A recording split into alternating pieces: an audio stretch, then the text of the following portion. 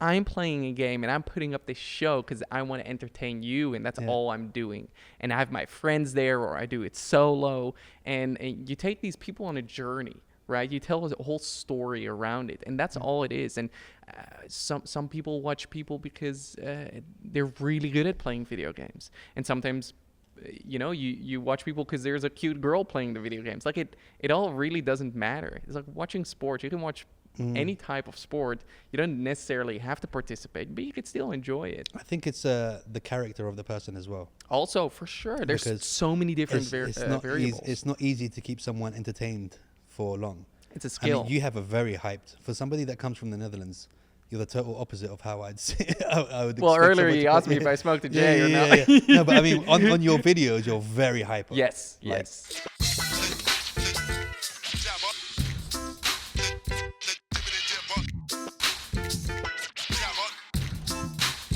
Guys, welcome to another episode of Jibber with Jabber. I know a lot of you slid into my DMs last week. It wasn't really any good sexy slides, but it was most of you saying, what happened? Why was there not an episode? And it's because Corona boy. I'm a bit of a Corona boy. Ouch. Yeah, it finally got me. And you know what? I was that guy who was like, never, it's never getting me, whatever. But to be surprised, I was like, is this all you got? Are you vaccinated? No. No. Well, there you go. Yeah, but it was nothing, dude. It was literally, No, I had a cold for a day, a runny nose for a day. Ago. I had a Nothing. runny nose for a day, Yep. and that was it.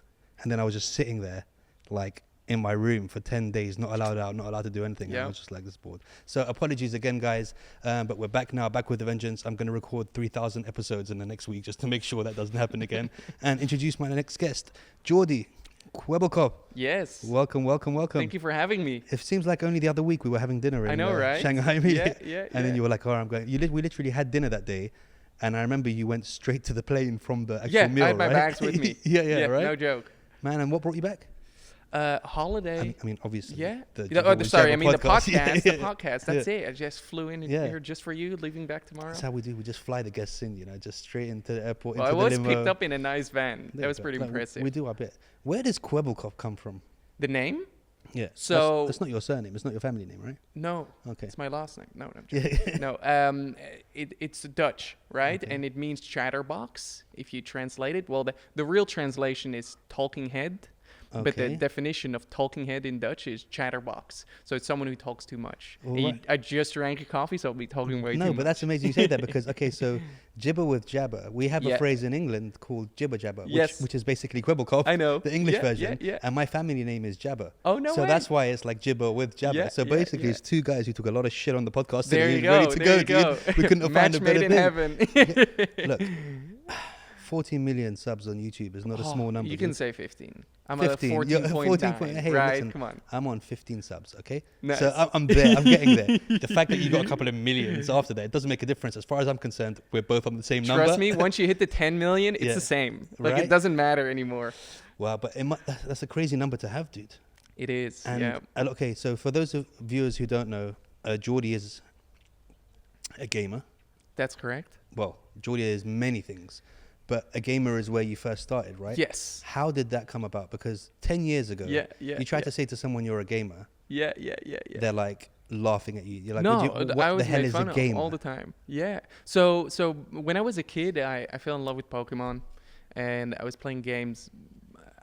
I can't even remember when I got started. Right, like 4 years old. Yeah. Started with Pokemon. Started playing games on the GameCube. Yeah. Right, Nintendo 64, PlayStation 2, and I was just playing games.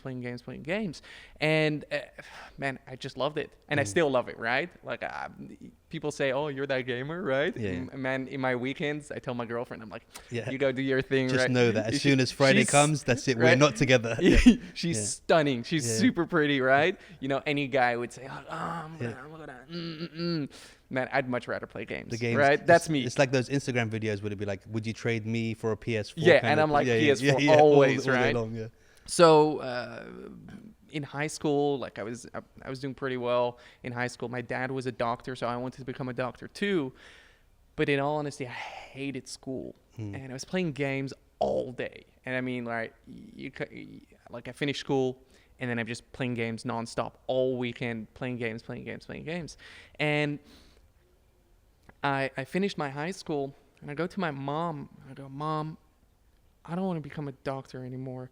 And she's like, I mean, What's that's the fine. alternative? Well, what's the alternative? What do you want to do? Yeah. And I told my mom, I was like, Mom, I want to be a YouTuber. And she's like, what is that? So I'm explaining to her, I mean, because I just wanted to play games all day, You're right? just trying to find an excuse. I'm explaining to her, I'm like, well, I'm going to play games all day, and there is a possibility that I could be making money. And she's like, no way. Just go to fucking university or some shit, right? Go and do 20 years of medical studies. Yeah. She's like, okay, you don't have to become a doctor, but you need to go and apply to university. And I'm just trying to convince her. I'm like, no, like I want to do what I really want to do, what I really find fun in life. Because school for me was just like grinding, and I hated it. But she's like, that's what everyone wants to do. What's fun in life? Yes. What makes you special that you're gonna get to do it? So I managed to convince her. I'm like, okay. I said, give me 1 year. I said, I'll go to university and do whatever you want me to do if I cannot make it work in this 1 year, right? So I finished high school or college, whatever you call it, right? I was 17, 18 at the time, and I'd be making YouTube videos in the background. They were terrible. They were shit, right? Like at this stage, is there the PewDiePies and the so you do have some reference to show her or to show people like, oh look, this works. People are making money off it. But this no one was making much money of it, right? And I was making these YouTube videos, and people with your face in the screen in the corner. Yeah, people in my old school, they were laughing at me and they're making fun of me. They're like, huh. Like I get there, you say, huh, it's your jibber jabber, blah blah blah. They're making fun of my intros at school, right? Like straight up bullying. And you know, I have a pretty tough skin, so I'm good. But still, they were making fun of me, and I was just sitting there. I'm like, you wait. And I'm letting the haters fuel me. And that's when, I just started grinding. I said to myself, okay, if I really want to become a YouTuber, because I have no other talent, I can't sing, I'm not like extremely athletic or anything like that. But I said, I can be entertaining. That's what I do. That's really what I love doing. I just started grinding. I said to myself, I'm going to make one video a day, because if you go and if you do one thing every single day, there's no way that a few years from now you're not going to be good at it, right? So I said everything 1,000, as they say that in martial arts and everything. 1,000, one kick 1,000 times is better than having 1,000 kicks. Exactly. There you go. Right. And I just started grinding, and I just started working my ass off every day. I would be playing games, making YouTube videos. I would live on the internet, breathe the internet. And a few months later, I was starting to make like pretty good money for a 17, 18-year-old. I think it was 18 by then. How quick did the subs go up? So, before this, I was making YouTube videos, I think for 2 years, on and off, and then eventually I started doing daily. So I think I'd be making YouTube videos for 2.5 years now, and hadn't made a single dollar. I was working at a pizzeria, I was doing the dishes there, and I had a newspaper around. I would just chuck the newspapers away. I wouldn't even deliver them, because I was just trying to hustle and get the money for my equipment. I wasn't raised, I didn't come from money, right?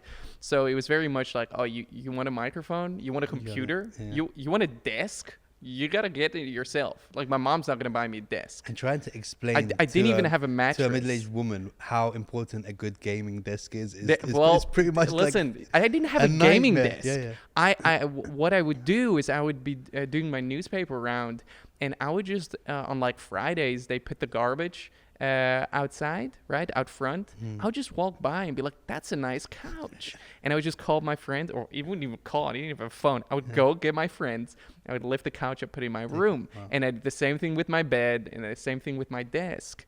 And I started saving up, because you can't do that for a computer, right? So I saved up, and I would play games and then sell my accounts or sell my money in those games to really get the money. And I saved up a few $100, and that's when I bought my gaming PC and I started making YouTube videos, right? So I think 2.5 years was the sweet spot, where all of a sudden, instead of making $30 a month or $50 or $200, I was making like $8,000 a month. Wow. And for me at the time, that was insane. For a 17, 18 that was insane, right? And I had bought out I'd bought a few monitors, and I'd upgraded my PC and got a way better microphone. I actually had a really bad microphone, and to get the better one, I sold my bad microphone. And in the elevator, made this transaction to this random guy who bought it off like the Dutch eBay. Yeah. And I go, you sure you don't want me to put my signature on it? And I'm like, I'm going to be famous one day. And he's like, no, I'm good. And then I walked off. Yeah. I'm like, that would have been like an iconic thing. So I went up to my mom. I go, Mom, she's like sitting on the balcony in the sun. This is a few months, right? A few months after I'd been grinding, right? Still within that year period. I go, Mom, I got to tell you something. And my mom turns around and she goes, you're gay. I knew it. She's like, I knew it. Yeah. And I'm like, no, I'm not. She's like, too bad, whatever, right? I'm like, I'm making like $8,000 a month on this YouTube thing. And she's like, wow, okay.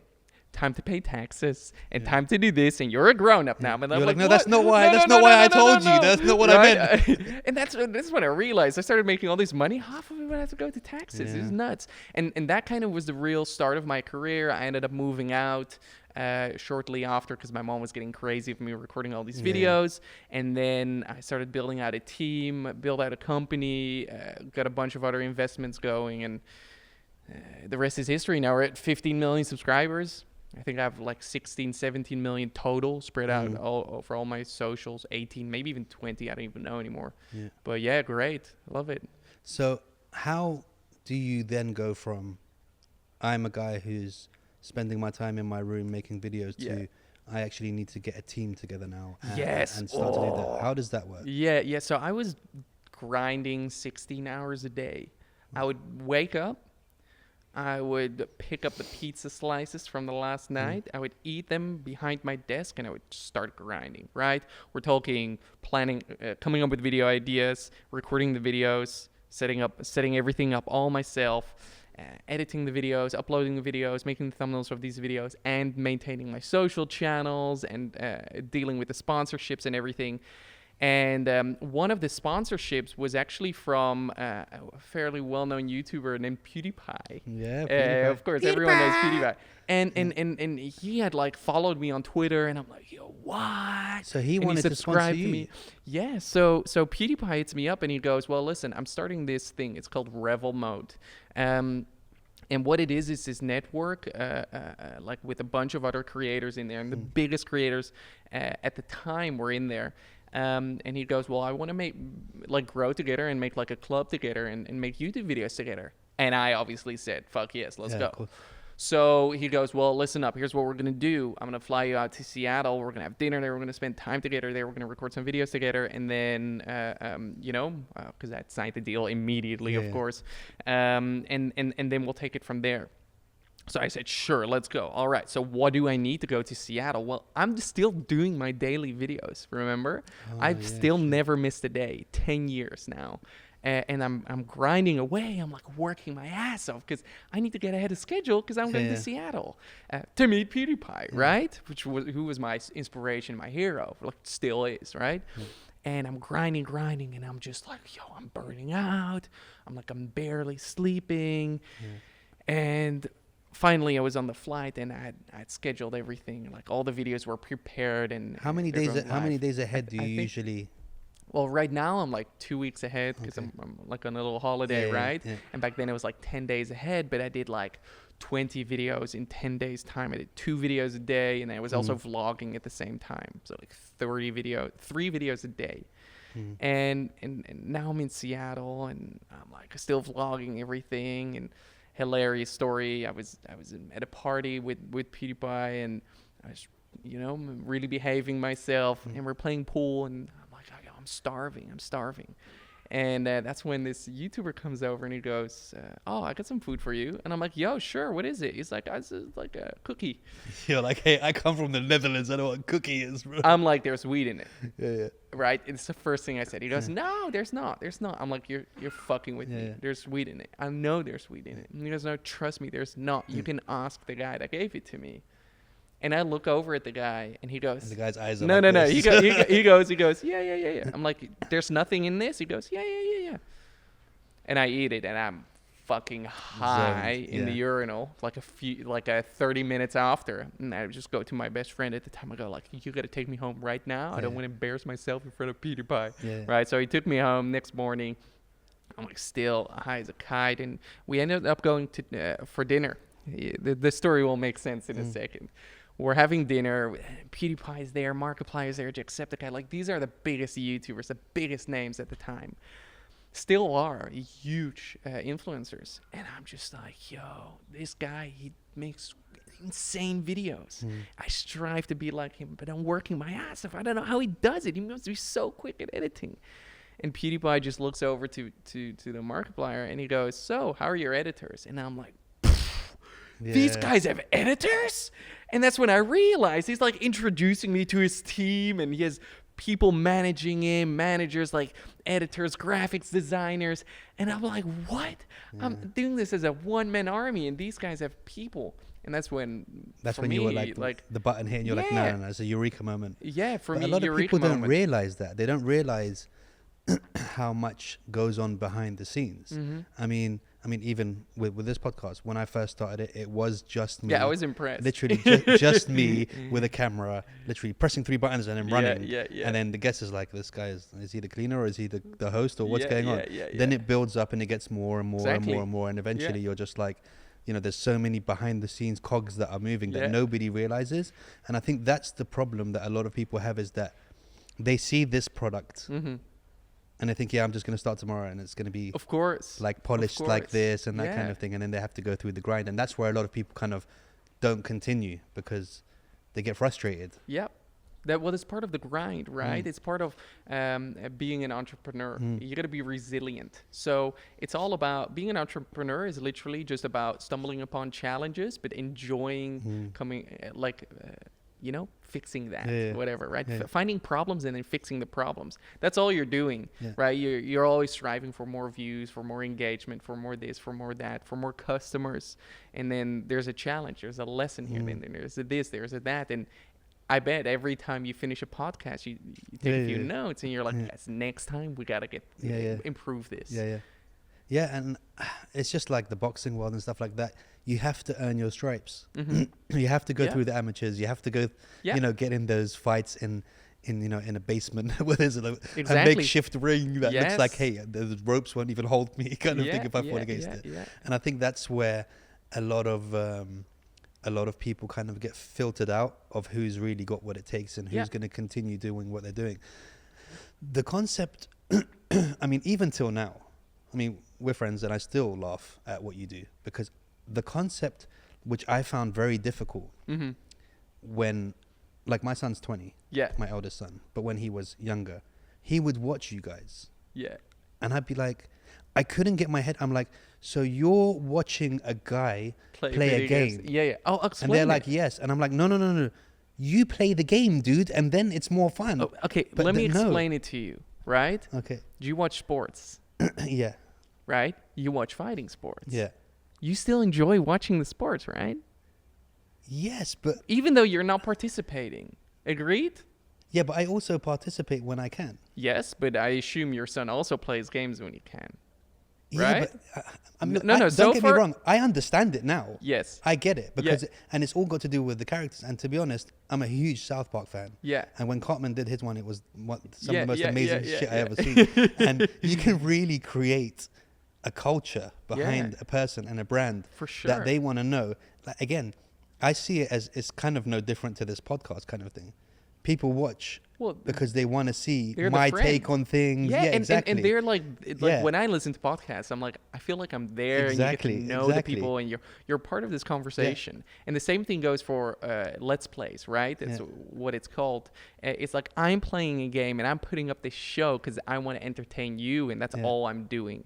And I have my friends there, or I do it solo. And you take these people on a journey. Right, you tell a whole story around it, and that's all it is. And some people watch people because they're really good at playing video games, and sometimes, you watch people because there's a cute girl playing the video games. Like it all really doesn't matter. It's like watching sports. You can watch any type of sport, you don't necessarily have to participate, but you could still enjoy it. I think it's the character of the person as well. Also, for sure, there's Because so many different variables. It's not easy to keep someone entertained for long. It's a skill. I mean, you have a very hyped, for somebody that comes from the Netherlands, you're the total opposite of how I'd say. I would well, expect earlier someone you asked me if I smoked a J or not. No, but I mean, on your videos, you're very hyper. Yes, Like, yes. You know, I remember it's quite funny because this happens a lot with some of the guests and stuff. I had seen a video of yours years ago on a Grand Theft Auto thing.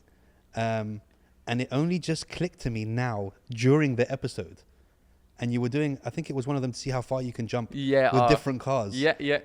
And it just now sunk in. I was like, oh shit, that was Geordie. I was watching that. There you go. go. And the thing is, I remember sitting in front of my wife going, I can't believe people watch this shit.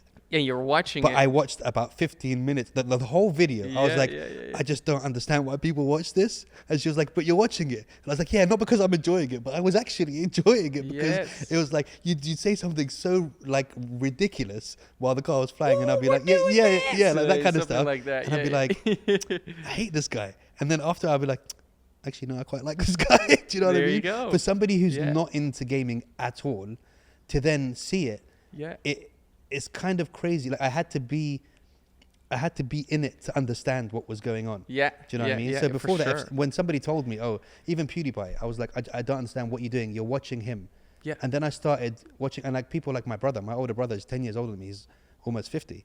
That could be wrong. He could be a bit younger, but I'm assuming. Like he'd send me PewDiePie videos. Never played a game in his life. Mm-hmm. Not a gamer. Not into games, but would be like, this guy is hilarious. But it's a personality, right? And that's my specialty too on YouTube and being the influencer. It's the personality-driven content. And you can do it in so many ways. I've done cooking videos and people loved it. Yeah. Right? Just because... Well, we have a kitchen here. Well, there you go. Cooking video right? now. So there's so many different ways. And...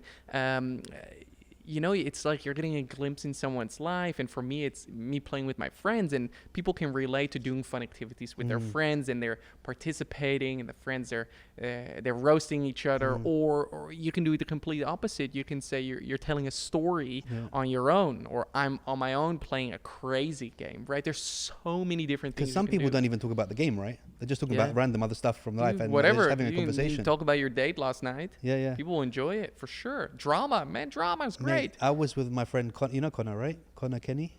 Yes. So I was at Connor's. And we were just setting up some equipment in his house. This was like, I think a month ago. And he goes, hey, dude, have you tried this Oculus? And I was like, mate, what's this bullshit? This fucking Oculus. I'm going to put this on. It's going to be shit. He gives it to me. I put it on. And he's literally got a video he filmed me when I wasn't noticing. Yeah. And I'm like, dude, there's a gun in my hand. And I'm turning it around. And I can see my hands turning around. Right? And looking at it. And I was like, there's a magazine. And he's like, put it in. And I was like, what do you mean put it in? He goes, put it in. I was like, oh my goodness. And he was telling me that there's communities of people. Like you can go into a bar and sit down and have a conversation with some random person who's somewhere in a completely different part of the world. Isn't that amazing? And and you're having a thingy. But I mean, what is the issues with that in real life application? Because I can see people getting divorced over this shit. Oh, for sure. I can see people having affairs over this stuff. Let me Whether ask they're you having this an affair question. with Sally, who's got the big tits, or it's really Jeff, who's dressed as Sally. Let me ask you this question, right? So the craziest thing, my mind was really blown when I tried VR porn. No way. That's a next level, right? So people are already, getting into fights with their girlfriends about just watching porn and shit, right? In VR? No, just in general. Okay, just in general, right? These are a couple things. Now, I had a girlfriend once. She said, if you watch VR porn, that's cheating. And, I disagree. But I kind of understand, too, because at one point, it's going to get... At what point does it become, At one point, it becomes so realistic. And trust me, if you try it, you'll... Dude, I heard that there's accessories that also control everything, I need to get those, first of all. But trust me, at one point in the future, and this is, I assume, only 5 to 10 years away, it's going to be like stupidly realistic. No difference, right? And then the question is, okay, you're not really cheating, But are you? Because you're not spending any real time with in the real world. Yeah, and that opens up a whole philosophical debate on what really is cheating. And right, if you cannot distinguish it from the real world, but it is not real, would it be cheating? Because you're doing the acting, you're doing the exact same thing, but in the digital world, not the real world. So the metaverse is one giant game, right? Right. This is what a lot of people get wrong, in my opinion, and there's still debates going on what the metaverse is, right? The best explanation on what the metaverse is, right? It's a whole buzzword. A lot of people think the metaverse is when you put your goggles on and now you're in this digital world where you live, and that's a metaverse. Yes, to a degree, but that's like saying that a pool's the ocean, right? Yeah, okay, pool is water and the ocean is water, but that doesn't mean a pool is the Shark's ocean. not going to bite you in the ass at the swimming pool, right? So the metaverse is this whole web of all these different pockets that are linked together. So we're talking Web3 now, right? Yeah. Web3 is all these applications and all these different things on decentralized databases and centralized database, all being able to communicate with each other. If you go into your virtual world from, let's say, Meta, you put on your goggles, that's part of the metaverse. But just like people say there's multiverses, right? You can go from the different universe to another one.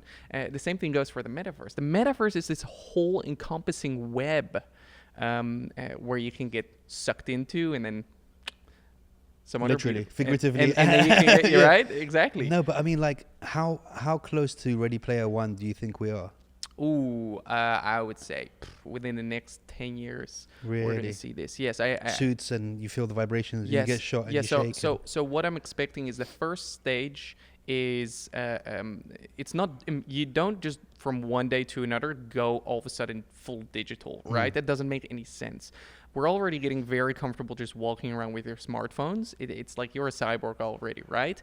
So I assume the next stage is going to be an upgrade of that. For example, glasses. And Google has tried it. Google was way ahead of its time. Those glasses were terrible. Instagram as well. Right? And they're all like trying it, but they're not getting there. But there's going to be one party which is going to hit it and nail it. You think it's going to be anything to do with Neuralink? No, I think it's going to be Facebook. Or Meta. Really? Yeah, I think they're the ones who, I mean, they own Oculus. Yeah.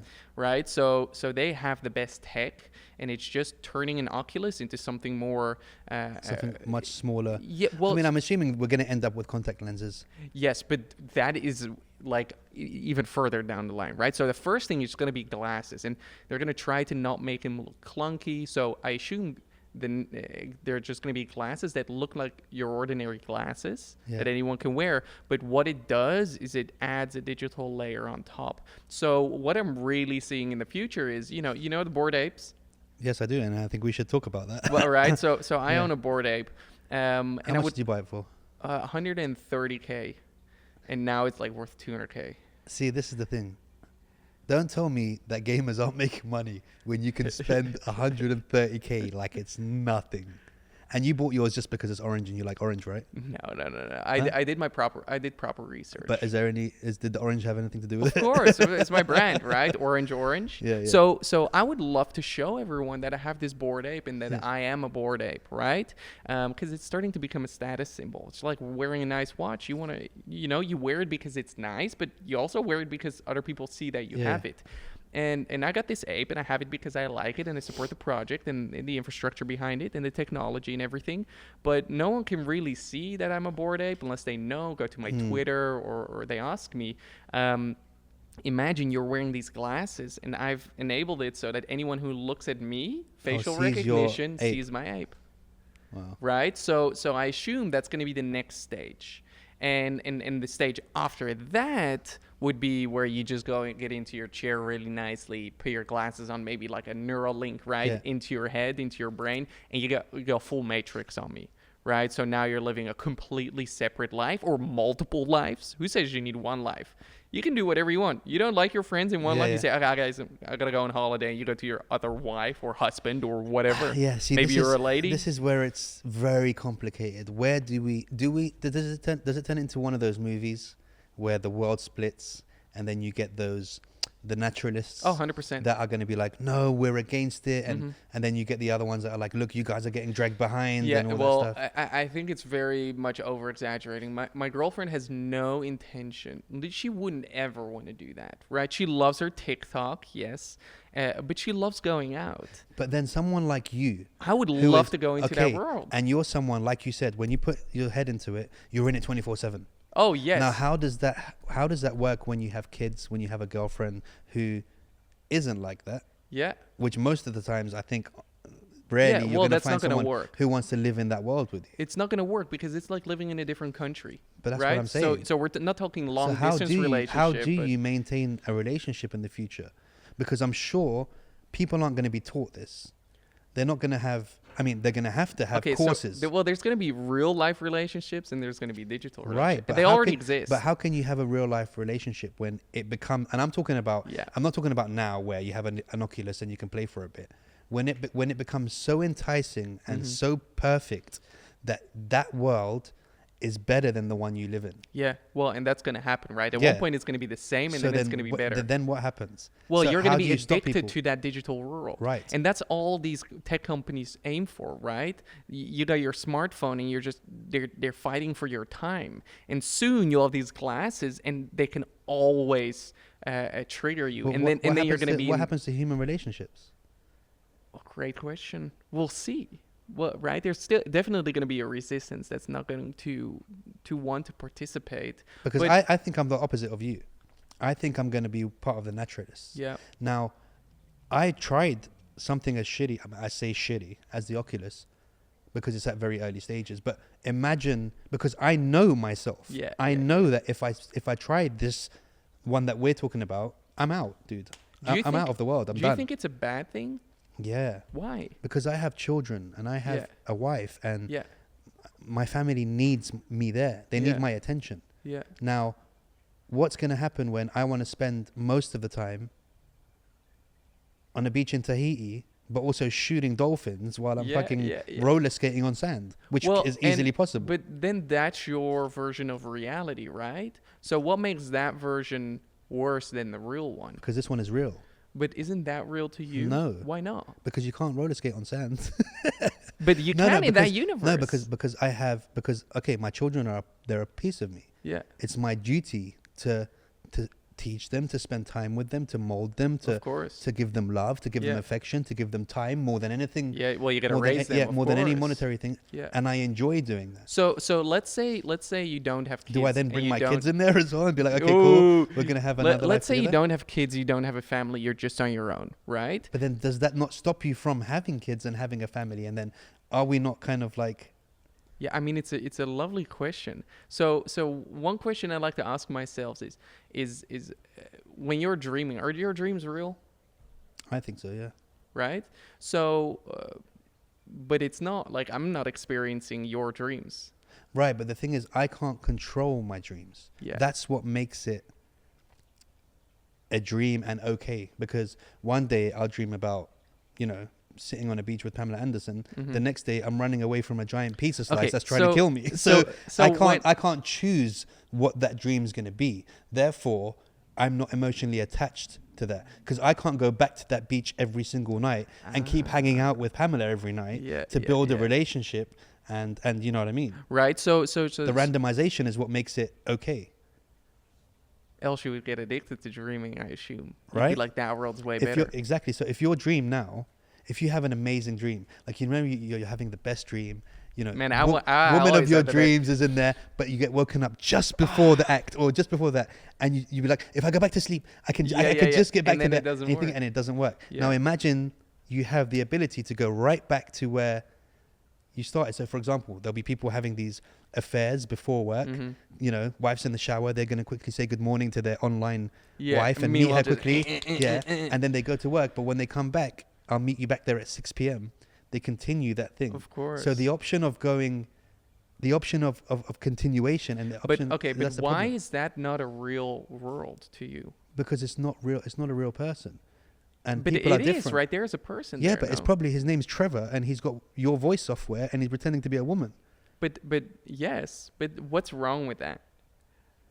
So Because to it's me, not real. Okay, this is why. The beauty of life is this. This is the beauty of life. So Touch, do you have smell. any? So what if you have touch and what if you have smell there? Can you prove right now that you're not in one of these VR simulations? Inception? See, DK was telling me, he was like, Inception. It's a dream within a dream within a dream. So who says we're not in a simulation right now? But even if we're in a simulation, which simulation theory, I'm not gonna lie, I kind of like it. This is the simulation. Mm-hmm. My simulation is not changing daily, and I have no choice of it, which is what makes humanity. But is that what you do you know this for a fact, or is that what you believe in? Well, I Because know there's a lot of things in life you can choose. You can choose to go wherever you want. You can choose to go with your favorite lady. For example, you can't do that right now. Oh, I could do that right now. Not right now. I could get up right now and go there and do my thing. You couldn't. Not if it's in Dubai and in the thingy, then yeah. Oh, you mean like teleport? But that's what it is, right? You can teleport to your favorite lady in the whatever spot, whatever, and you have a girlfriend now. So there's a lot of sneaky stuff that you're going to have to do to make that stuff happen. Right. So now we're talking. I just think it's as well. I think for me, it takes away from everything we've done as humanity, as humans, and everything that makes us human. But then you think that's technology in a whole, no? Yeah, pretty much. Right. I mean, it's an interesting idea. I think for it to be able to sustain, you need to be able to get out. You still need to be able to eat and walk and drink, right? Yeah, but again, I think eventually they're gonna have these quick tube protein bars, whatever, that will sustain you for 18 hours. Get a tube in or 18 hours. Throat. They'll make that special bar. You eat this, you only need one a week, and you're fine. Yeah. So this is the problem for me. And when do you think that's gonna happen? I mean, I've had some pretty good protein bars recently. Right. I don't think it's far. Like 40, 50 years. So you from do now. it. If you had the choice now, and I'm talking about as we're looking around now, this is how real it is. Yeah, so the danger really is in it becoming better than reality, and then it's the most highly addictive thing that has ever been invented by humans, because you can go there and nonstop turn on the orgasm button, just nonstop, and then just that's it. You have the most euphoric feeling for the rest of your life. Would you be prepared to let go of this for that? No way. No way. It would be the most... Do most... you think that you have the choice to say no way? Now you can say that. After being in Try it once. It will be the most euphoric, the most perfect, the most... Right? So you're saying, the perfect... let's say there's a beautiful lady there, and that's for most people, that's easy to understand, right? But let's up this a notch, right? So... You go into this digital virtual world, and an AI knows exactly what you want to see. Like, it shows you a YouTube video. It knows exactly what the most perfect thing you could ever want, and you would never want it to end, right? So we're not talking one lady, we're talking about 100, right? And they all praise you and this and that, and they're hand feeding you the best food, but it's not that. It's the feeling that's tied to that it would just drip feed you. And it would just do just enough to keep you balanced between not being satisfied, because it would never satisfy you. Because the moment you're satisfied, you say, all right, I've had enough. So it'd be between the perfect balance of not satisfying you and satisfying you. And the moment you turn it on, you're getting in there because it's the best feeling you've ever felt, but you've not felt satisfied. Meaning that if you go in there once, it'll be the most addictive drug you've ever had in your entire life. And that's the problem. And that's the problem, right? But who says that hasn't already started?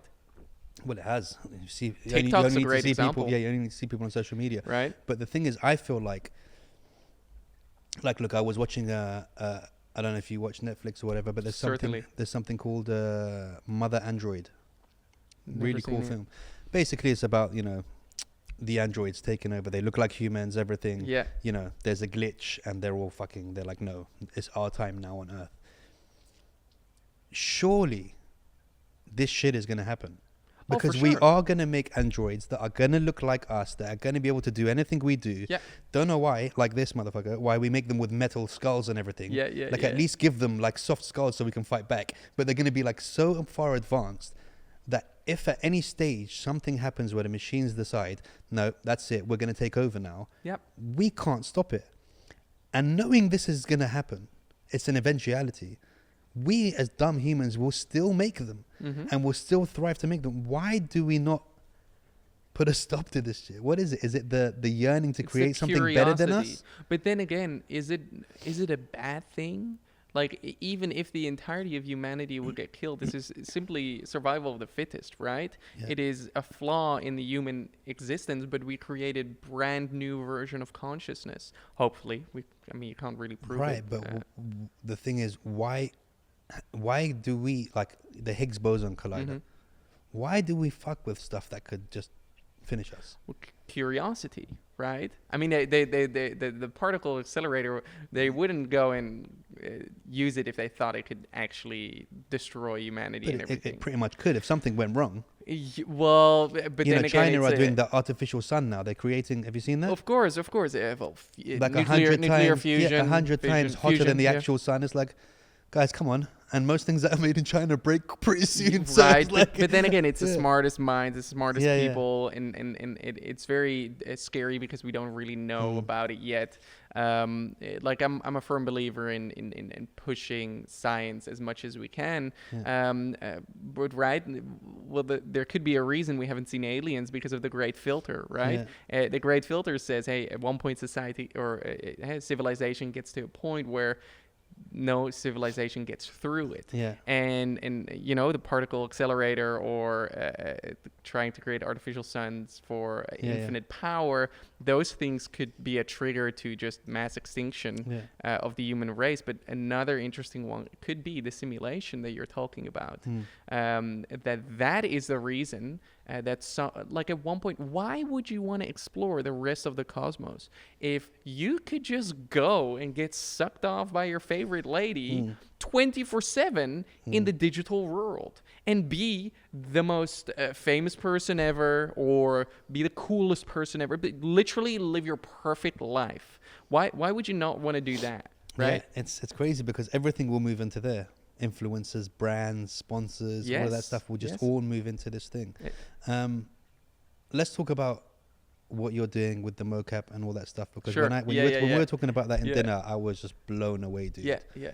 Okay, so how did that come about, and when did you realize that you needed a fake Geordie? So I actually had a burnout. Okay. Because I was grinding too much. It's all that VR sex that you're having, bro. It's like, right. No, that's very. So I was streaming, I was making YouTube videos, and I was just working my ass off. And I said, okay, well, what if I want to quit? Well, if I quit, it's game over for my entire career, my entire business, everything that I've built. And that's a strange thing, right? And this is the realization of this is most likely the reason that I got the burnout in the first place. Because as an influencer, you get the creator burnout is like a term. You are under immense pressure to perform, to watch your behavior. Because if you say the wrong thing, you're going to get exposed, canceled, things like that. And sometimes you don't even do anything wrong, and someone just the haters, right? You have haters. That's another thing. And if you're not this picture perfect person making the best content possible, then you're going to lose your job, right? You're going to have to fire people. You're going to have to sell your house. Which is difficult enough because there's always someone who's offended by something. Exactly. So I really asked myself the question. I said, okay, well, what would I have to do to be able to stop doing what I'm doing for, let's say, because I want to be able to take a holiday or just put that pressure off me? Well, I'd have to clone myself, because you can't sell your YouTube channel or anything like that. You can't put a different host down there. Because you're the brand. I'm People the brand. Watch for you, Yes. So I started testing with this, and I started really researching deep fakes. And technology has advanced so Deepfakes is insanely crazy, crazy over the past few years. And my prediction is still holds up that in 2 years from now, there's going to be VTubers, right? Virtual influencers. Who don't actually exist in real life. Or who might exist in real life, but you don't even notice that it's not them sitting there, right? And I set out to try and do this myself, and it's possible. And we've done it, and we've achieved it. But it's so... if you want to do it very well, it becomes very expensive. But, you know, we could make a YouTube video together where you are me, but... we make it seem like, you know, you're actually me. You sound like me. You look like me. You act like me, right? And the whole video, it's made to look as if you're playing, even though you're not playing, someone else is playing, right? Yeah. So I started dissecting this whole thing, and that's what I built a business around, to prove also to myself and to anyone else that it could all be fake. It can all be faked. Your favorite influencer in the future is going to be so perfect because that's not a real person. But how does it work with, I mean, obviously all of your subscribers and fans know about this, right? Well, so I'm obviously on my channel right now. I'm the real me. Right. I'm sitting there. But how do you think they're going to react when you make it public that, hey guys, as from now, this is not going to be me? Or are you even going to tell them? Yes, right. Great question. Yeah. And I thought of sneaking it in there, and then a year later going, by the way, the views have been going great, but that's not me. I've thought of doing that. But what I notice right now, it's like we're almost there. Because the thing is that it needs to be photorealistic. If it's not photorealistic, if the viewer understands that there's not a real person sitting there, or it's not the person they came for, they have expectations. They click on the video to see me. If they realize it's not me, that's when they click away. And we've seen a 30% dropout rate instantly the moment they knew it wasn't me. We've done A/B testing and things like that. So at one point in the future, no one's gonna know it's not me. No one's gonna know your favorite influencer, celebrity, whatever, is not actually sitting there. Instead, it's going to be a team of like 100 people writing every word out, understanding exactly how that influencer talks, how that influencer behaves, their patterns, how they react, right? Because that's all it is. And even coming up with video ideas and write scripts. And, like he usually scratches his eyebrow when he's talking about this. And that right. Kind of stuff, all those things will be written out. And that's when you can start tweaking every single knob and really start perfecting this formula to focus on trying to hold people's attention and getting them to engage as much as possible. And that's when you can start having certain storylines and really optimizing. Oh, he needs to talk more about his feelings to really get the girls involved. And in the meantime, this guy is also a musician. He's not just a YouTuber. He's also a musician, because you do the same thing there. And then he also has a podcast, and he does the same thing there. And he does daily vlogs with his picture perfect family, right? And that's also a whole operation that's fully faked. And you can scale this business infinitely. You can literally be anywhere and everywhere. And the biggest influencer in the future is going to be a VTuber, a virtual influencer, because of this reason. This is where technology is going. Isn't there a singer? I mean, it doesn't look human. It's a cartoon. Yeah. But in Japan or something like that, there's one already, right? And she's like super famous. Azumi? That's the one. Yeah. Super famous. Yes. And people love her, and she's not even real. Yep. And then we go back into that same thing. When do they then become holograms? And when did they then become androids of that same brand, of that person? Because I saw a thing now where it was a cubicle, the guy gets in it, and then next to him, let's just say where the two camera guys are, what he'll get in there, his hologram will be there, his 3D hologram. Perfectly fine, mimicking exactly in real time what he's doing. So it's a bit scary. And then what if that thing becomes conscious? There you go. Right. It's a very interesting you say theory, but exactly. Theory, right? It's becoming reality. And this is another thing that I want to say, which is quite funny, because it flips the flip side. Now, if you told people you could do this, I'm talking about your subscribers, just to show the mentality of some people. If you told people before the testing and all that stuff, oh, we've got this technology, we're going to test it now. Yeah. And didn't. It was still you, still doing the videos.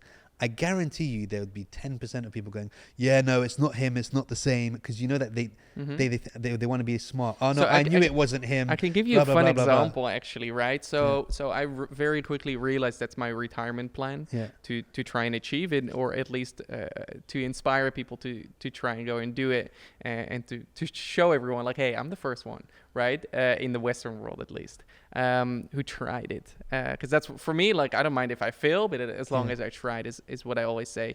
So since I can't do full photorealistic on a consistent daily basis, I started a completely separate channel, right?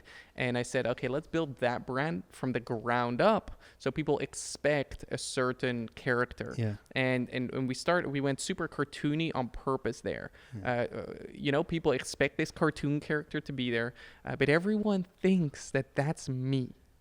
Okay. Because they think, like, hey, this is Jordy's project, this is Kwebbelkop's project, and I talked about the whole voice cloning and this and that. They think that's me. It's not me, right? It's a whole team that runs it, my team. But it's my child. Is what it feels like, right?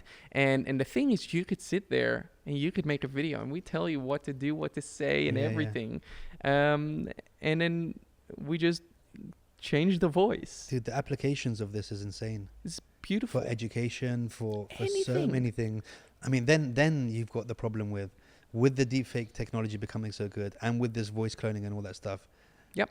What happens when you get North Korean or South Korean guy going, I'm going to blow you up? I have a better example. Presidents saying stuff they didn't really say and waging wars. So here's something that worried me a little bit, and then I thought, okay, I need to put this joint down, right? So I was watching TV, and I was watching like the Dutch press conference of our prime minister going up on stage and going, there's an epidemic, everyone needs to stay inside, COVID's going around. And that's when I realized, it's so easy to fake that press conference, to have all the channels hacked, and to just tap in a fake press conference, make it seem like it's real.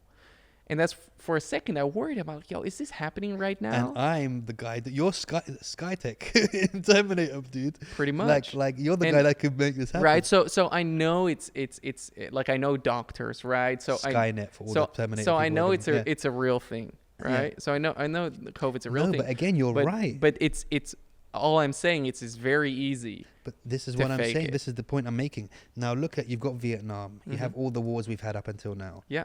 They've managed to make all these wars happen without having to fake it. Imagine now having the technology to fake another president in an office saying, we're going to attack America on Wednesday at 11 p.m. Yeah. And then blowing up that country and going, well, look, we have proof. Here's a video of him saying he was going to blow us up. We saved you all. Yeah. When really none of that was happening. And that's all possible, right? And the thing, though, is that when technology becomes better and better and better, the fake detection technology also becomes better, right? So as long as the fake detection technology is better than the fake technology, we should easily be able to detect these things. Yeah, but that's detecting. I mean, again, like you said, it's not that easy. So to detect a video for being fake takes a while. In those situations, well, I'd be happy to blow your mind in a way, sneakier way, in which I believe, okay, this could also be happening right now. I'm not saying it is, right? But I'm fascinated by the idea of it. If you wanted to conquer a country, right, in the digital world, instead of saying, okay, well, we're going to invade and we're going to kill everyone, the equivalent of that would be to create an app or a technology which is so addicting that it, over time, distracts them or just renders them unable to do anything, right? Yeah. Now, let's say this app is so much fun that the whole new generation growing up is just consumed by this app and consumed by whatever it is that creates this society that's just so fragile that you can literally just walk in and no one will fight. No one will even notice, right? So that's a new way to take over society. But another one could be an influencer that's so subtle in the ways that it raises people. It raises you with a certain moral compass, because you learn from these guys, course, right? If they say drinking Coke is good, you don't go out there and buy a Coke, right? So if you can influence people in that way, subliminal messages and all that stuff. and especially if this is stupidly entertaining, you could, over the span of years, you could very I believe at least you could influence people and change the direction of society. It only takes 10 years, right? You catch them at 11 years old. By the time they're 20, they're a main player in the game. So yes. And you've seen this with the presidential elections and social media. And even though I'm huge on social media, I certainly completely agree that there's a lot of things wrong with these platforms, right? Like anxiety inducing and things like that. But these are also things to, I'm not saying it's happening, right? But definitely to be aware of and to potentially worry about that, you could fake press conferences, you can keep people entertained and just distract them and do whatever you want, in all honesty. Wow. Let's just change the subject before DK realizes that you can give him a 3D version of me that I don't have to come here anymore. And then he's just like, man, I'm tired of hearing him talking shit. I'm just going to make a fake one. Let's talk about crypto and NFTs. Let's start with crypto and gamer coins. How do you feel about gamer coins? You've got like Theta, Sandbox, Mana. Yes. Gala, all of these things. I think it's fascinating, right? So crypto has obviously become very big over the past few years, and my background in it is like I jumped in 2014, and I've Bitcoin. I bought Bitcoin in 2016.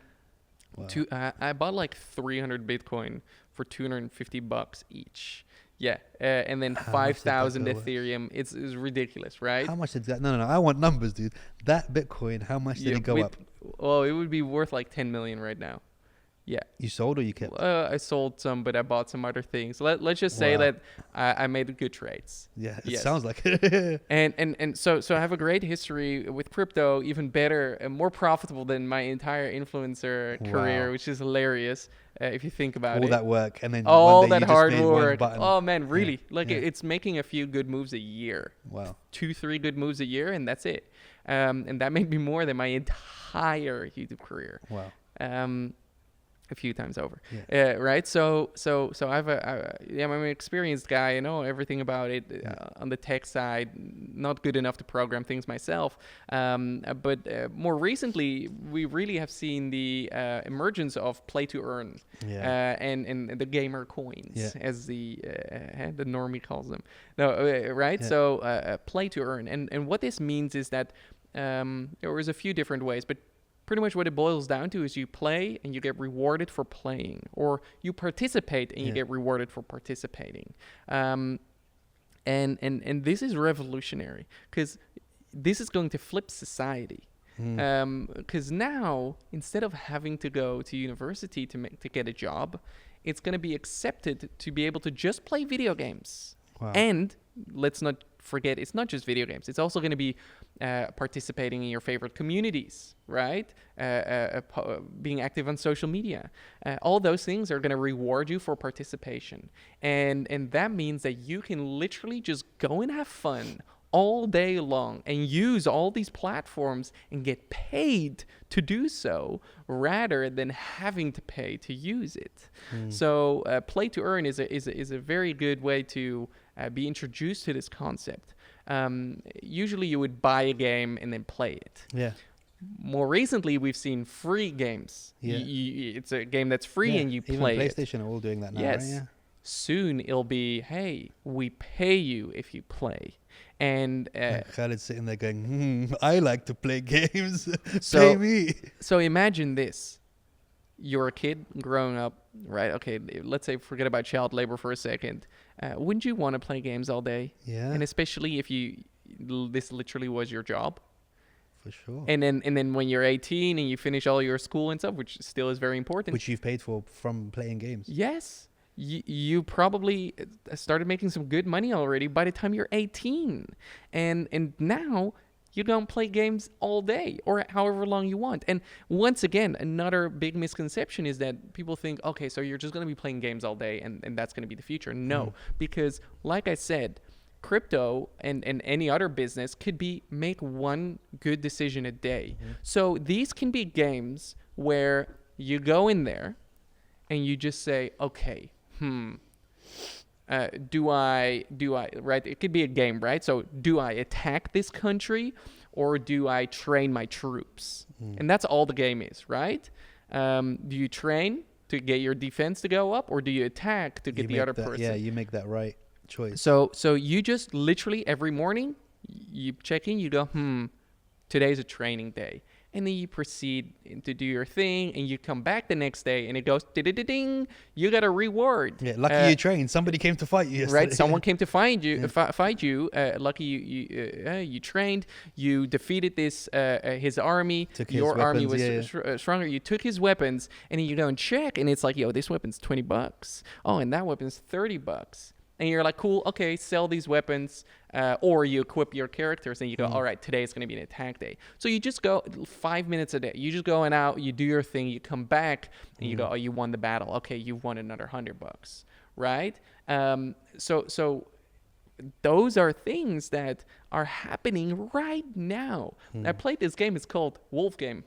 Okay. And it's the strangest game ever. I was consumed by it, and so were so many other people. To participate, you buy sheep. Okay. And that's all I did. I bought 2 sheep, and that cost me like $4,000, right? Wow. So I bought 2 sheep, and the sheep, they generate wool. And every day they generate wool. So after a day, I had generated enough wool to get my initial investment back or to buy more sheep. Or 2 days. So I said, you know what?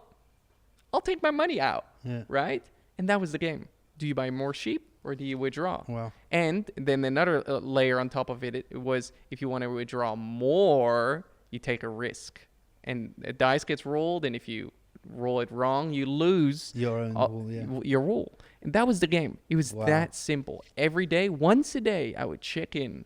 And once a day, I got a paycheck for a few days. And then now the game is like on hold until a few more months. Yeah, it's crazy, dude. It's crazy. I have another one for you. This one's my new favorite thing. It's called Critters. And that's not the one where you hatch them or something like that, right? No. Okay. This one is even next level. And I own 2. I'm very 4. I'm very transparent. But I really like this because what it is, Minecraft? Yeah, everyone knows Minecraft, right? Most bought game ever, like ever. Yeah. This NFT technology is built on top of Minecraft. I'm just making it very easy to understand. It's a little bit more complicated, but for you guys, I'm smart as fucking there you go. So it's built on top of Minecraft, and what you do is if you buy a Critters, and they gave them away for free, and now they're worth like 10 grand. Wow. Pop, right? I bought 4, definitely not for 10 grand each, a lot less. And with these, you buy like accounts. Now, if you play with this account on this server, you start generating money. Wow. Okay. We're talking about hundreds a day, right? This is like a proper job. Now, I don't have time to go and play and get like minimum wage. So what I did with my 4 characters, I rented it out to someone. So this guy is making like his minimum wage, and I'm getting a cut of the rest. Wow. And it's still going. I'd be happy to check how much I've made, but like last time I checked, I'd made like a few grand. Wow. And then I'm just like from someone else doing it for you. Yes, but right, I made the initial investment and I own the property, and someone else is running my business. And it's play to earn, but I don't even have to play anymore. So we're getting to a future where your digital assets are literally just generating money for you in any way, shape, or form. I think it's important that people like realize the values of these things and get in there now. Yes, but there's also risk attached, right? There is. Let's not forget that. There's also like, other stuff like I tell some people about other NFTs. I mean, there's a few that I'm really, really interested Which ones? in. Greedy Gramps for sure. Oh, yes. Yeah. I love the artwork on that. Yeah. It's going to change pop culture. Their utilities are sick, which is important. I think this is what you kind of have to look at when you do get involved with them, right? And what can they do and what utilities do they have? Right. So that's the main thing. NFTs, it's pretty easy to create one NFT or millions of NFTs, and people are like, oh yeah, if you want to make money, you go into NFTs. Like, yeah, no, don't do that. If you want to make money, go and make an NFT that's actually useful. Make an NFT that people are going to use, right? Greedy Grams, the idea there is, okay, you have an NFT and you can do things in real life. Great, cool. It's about accessibility, getting access, exclusivity, and all these things, right?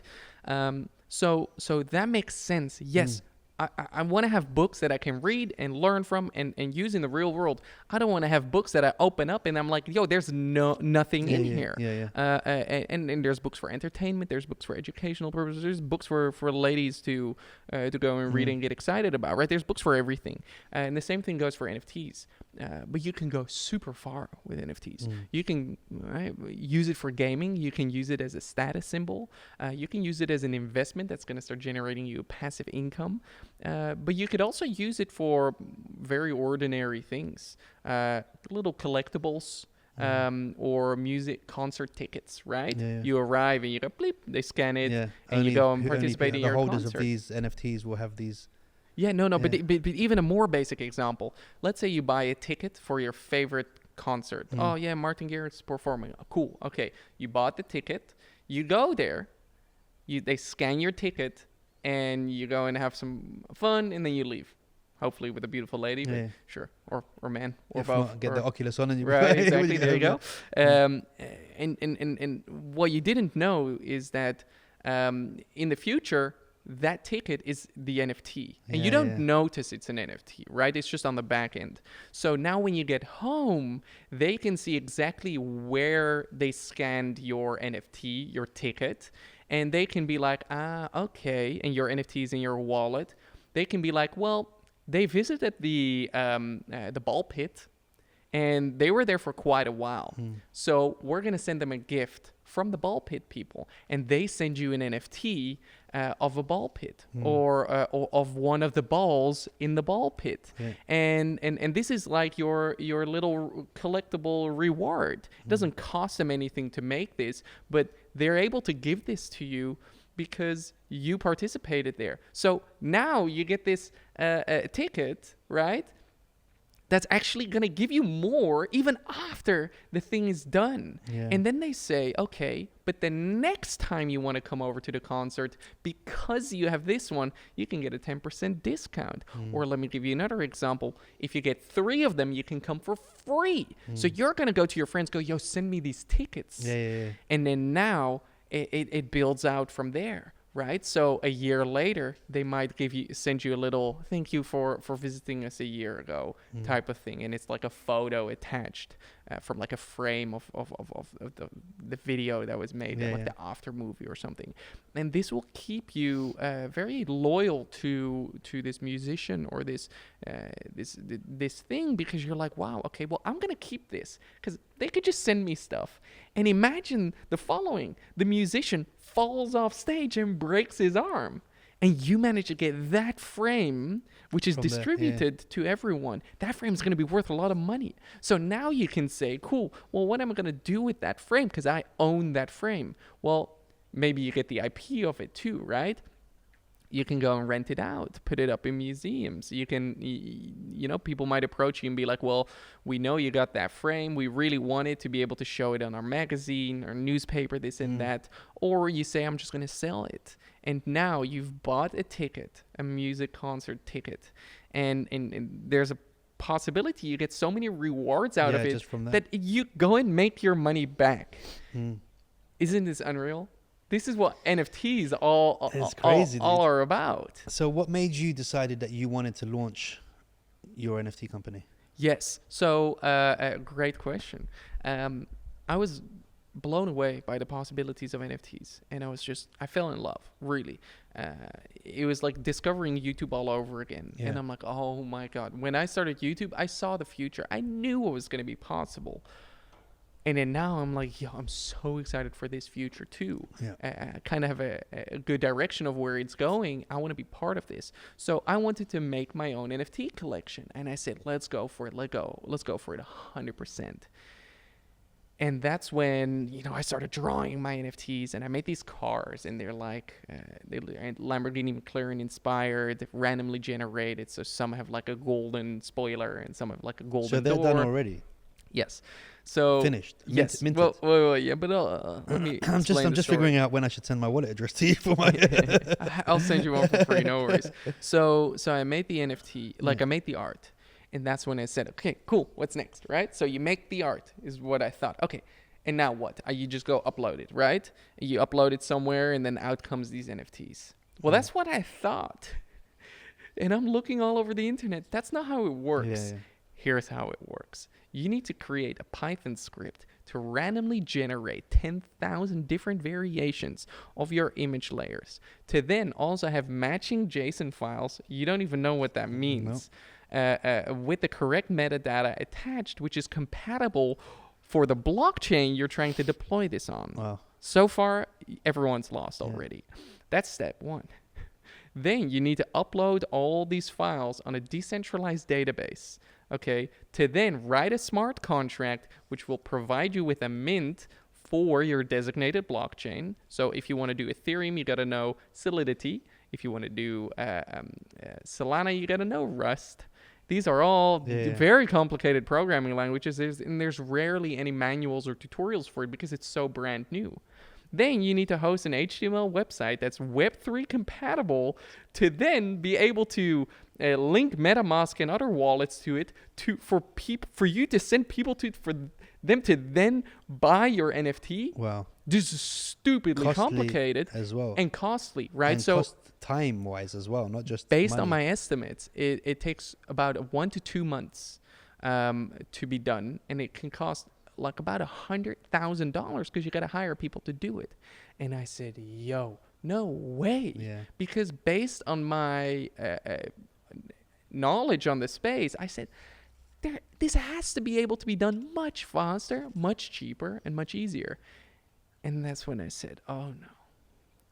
It was a Sunday. I was enjoying my weekend, and I said, fuck. I said, Jordy, you just stumbled upon a problem that's so many people's problems. That needs to be and fixed, you know there's a solution to this problem. I said, fuck.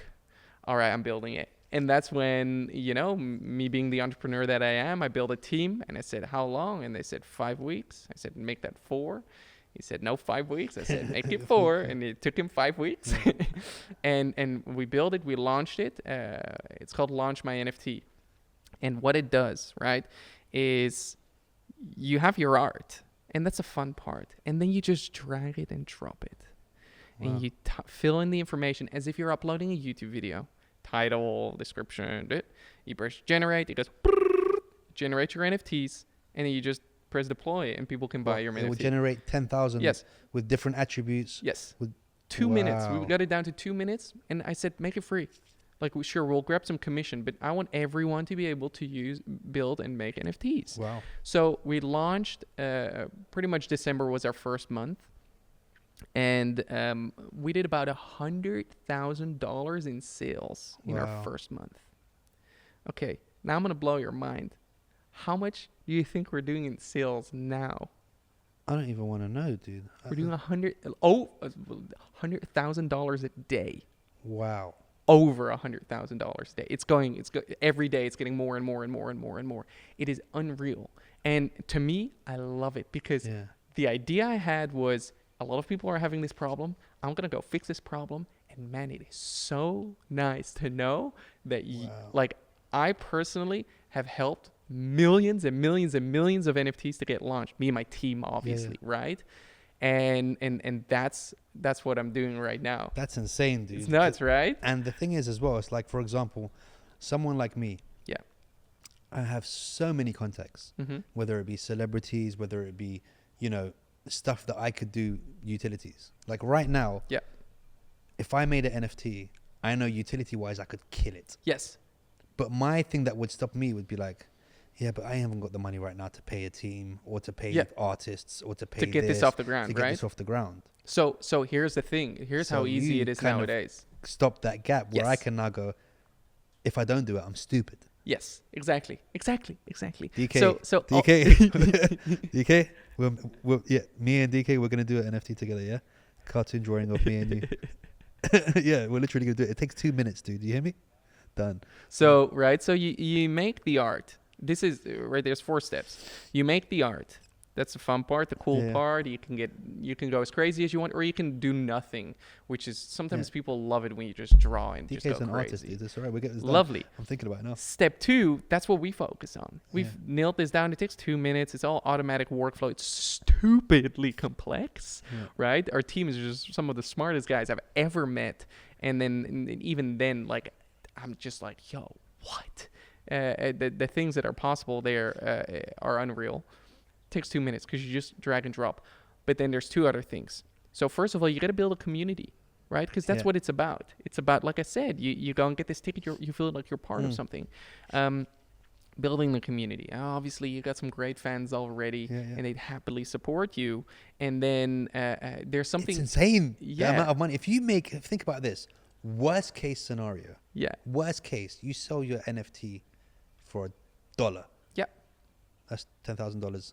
Yes. In 30 seconds. Let's just say transaction costs a little bit higher than $1. But I mean, like, okay, $10. So I did mine for the very low end. I did mine for free, and it sold out within 14 minutes. It was just the cars, they're gone, right? Hey, where's my car? Sold out. No, I have a few. I'll hook you up. We're doing a Nice. new line soon. Nice, We're doing nice. like a 3D stuff. I'm greedy. I'm getting both of them. But I gave it to the community. I was just like, yo, I don't have time for like. I just wanted to. But you're smart though. Why? Because you gave it to the community for free. Now, when you come with phase 2 and 3 and go, but these ones I'm not giving for free, then they're going to go, well, we've already got phase 1. So imagine when you've got phase 1, 2, and 3 of each of them. Yes, and we're giving everyone who has phase 1 one for free. Because they supported us from the start. So anyways, but the community is running the project now because I said, like, I love this, and I had no idea it was going to be this popular. Right, the final stage is building this community. And then the 4th stage, which is what costs a lot of time, energy, and money, it's your promises and delivering on these promises. And that's the important one. So you say, hey, okay, if you have one of these NFTs, you can do this, this, this, and this, and this in the future. Then that's what people buy into, right? They see the art, they see, okay, who's backing it, and they know you can execute things very well here. They see your promises and they seem reasonable. It's not like you're sending everyone to space, but it might be like, hey, I can get you discounts here, or those things are very original. Come and watch a live episode in a production room. Those right? Kind of things, Yes, exactly. But really. What happens if you don't come through with your promises? So now, nothing. Right? Okay. Besides, it tarnishes your You're reputation. not making any more, put it that way. In the future, I can guarantee you regulations are going to come in, and you're going to be a fraud, a scammer, and you're gonna get fines and go to jail. Wow. But then again, if you're a company and you invest in a company and they are trying to succeed and they don't, there's a difference. Then you're fine, right? Yeah. So if someone on purpose says, cheers for the money, and you're out, that happens a lot. Imagine getting a few million and you're just an artist. Right? Of course, you might say, I don't want the money, or I don't want to run a business. You might even not know how to run a business. That's why a lot of projects fail. But if you do know how to do it, those are the projects that really shine. If you say, hey, come and join a live show, which makes total sense, right? Like, cool. This is a super cool podcast, super cool show.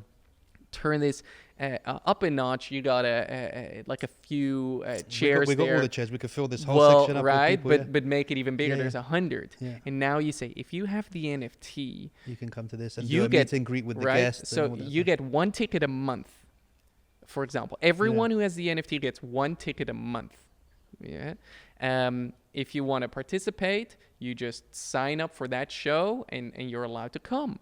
Now the thing is that some people might not want to come. Some people might want to sell their tickets to someone else. So now for them, they're generating money. They're generating money because they're supporting you and they believe in you. Yeah. And these are all very, very reasonable things. This is 100% possible. And wouldn't you find that amazing too? Yeah, for sure. Now, what else is in it for you? You start forming a very strong community. And on top of that, you first of all could generate a few 100,000, a few million just with the initial sale. But on top of that, some people might try to flip your stuff and sell it and buy it. You get transaction costs. So every transaction you can get 2.5%, 5%, things like that. And you get a cut of that. So you stimulate people to go and buy and sell and trade. It's crazy. That's it. We're making our NFT with the Launch My NFT. Now let's upgrade this a notch, right? So the tickets you give them once a month, they can save them up or they can sell it. And now you get a transaction cut of that sale too. It's endless, dude. It's endless. And they can even do, like, for example, they got say they got friends coming over in 3 months. They got 2 friends coming. They could save save their up 3 tickets, and then they all come and watch together live and stuff like that. Yes. And they'll get free merch from the episodes. And now stuff. let's up this a notch.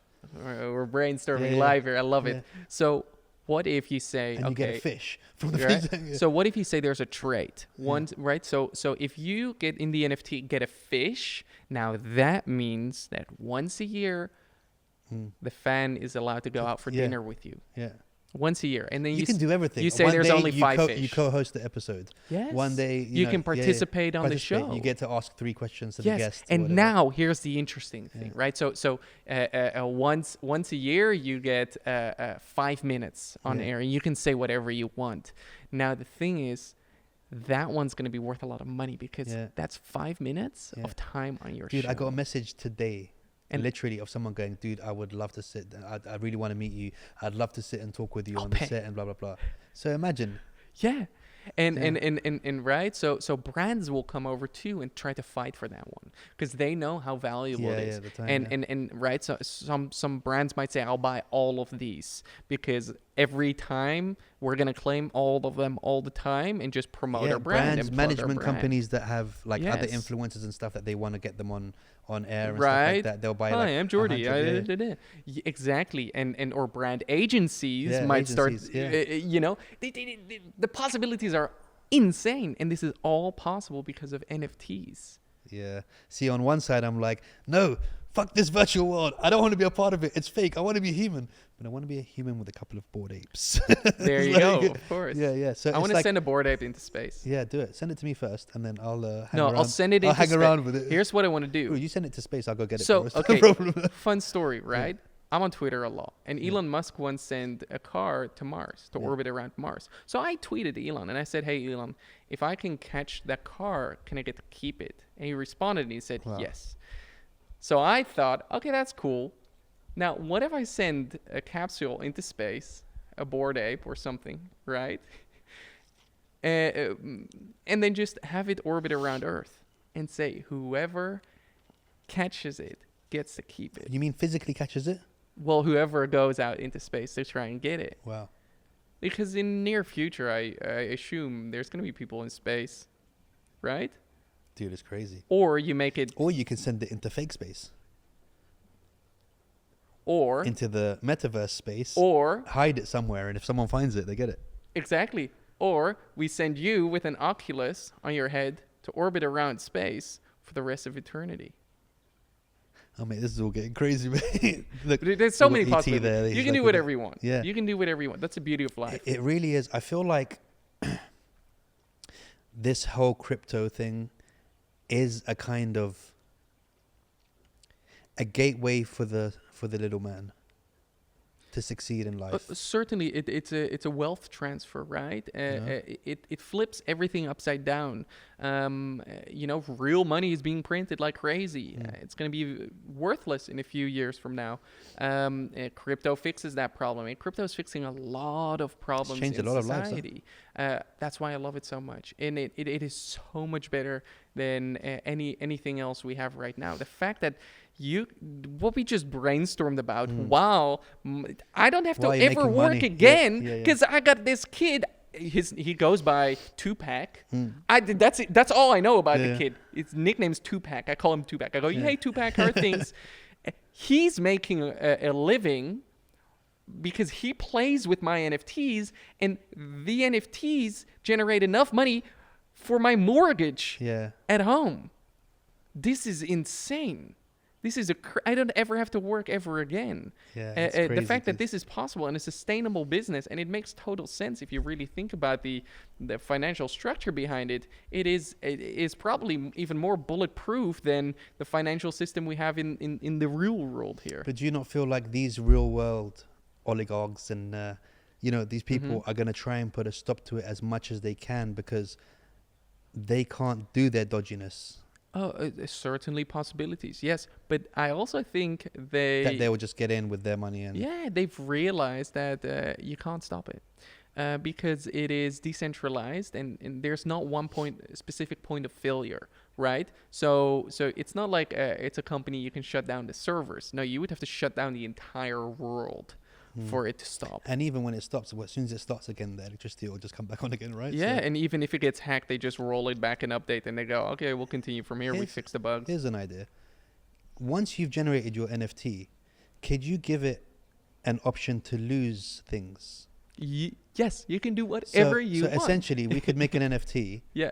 that is this, Yes. and each feature in it is worth something money-wise. Yeah. So if you want to pay for something, you can pay with the purple feather, and then that's it. Yes, of And course. then your picture actually digitally changes that this That's is, possible. this feather's no longer yeah, and here. someone else can put the feather on. Yeah, do you know That's what I all mean? And then you can actually use parts of it. So in the end, you might be left with just the stem there, Yeah. but you've spent $10 million already from it. That's And certainly then the other possible. person But- is now built this back up on his Okay, side. but why not do it? Why not just make it easier? Why not just say, okay, every day it's generating money. It's As generating, it generates the money, the feathers start to build back up again. right? There you go. And then you could sell the feather off again. Or you say that money you can redeem on your website to buy slots, right? Wow. And then now you're creating this little economy within your system, and it's pretty easy to set up. The possibilities are endless. It How old are really you? is. 26. Dude, guys, 26 years old, and this is Read a lot of books This is what's happening, and play a dude. lot of games. play games. Don't That's let your it. don't let your parents tell you. Geordie, it's been absolutely amazing having you here, dude. Have we left anything out that you feel like we need to talk about? No, not really. Well, if you want to launch your NFT collection, launch my NFT. Launch .io. .io. We'll go launch something. Yeah, we'll launch something Yeah. for sure. It'll be fun, actually. We'll vlog it.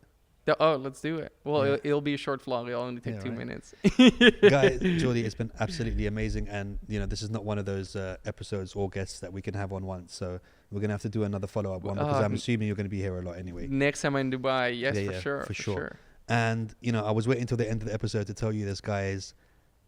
That's not Geordie. It's not. He's not actually here. This is one of his products that he was talking about. The voice has been made, the hair, everything. He's not actually here. It's already existing.